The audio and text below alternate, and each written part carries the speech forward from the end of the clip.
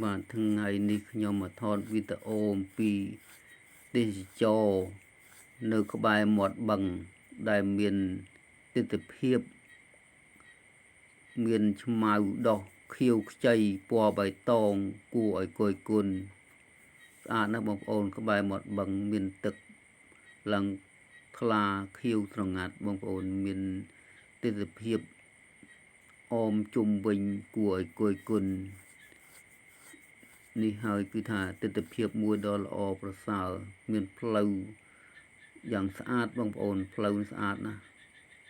ហើយមាននេះទិដ្ឋភាពនេះមានអីជាច្រើន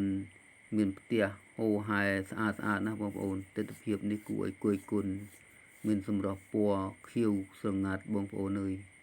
នេះហើយនេះផ្ទះស្អាតទេសភាពគួរឲ្យគយគន់នៅតាមដងផ្លូវនេះស្អាតណាស់ផ្លូវគួរស្អាតមានឆ្មៅពណ៌បៃតងដើមឈើខៀវមានទឹកថ្លាសម្រស់ពណ៌ធម្មជាតិមើលមានផ្ទះសម្បែងអ្នកស្រុកនៅជុំវិញ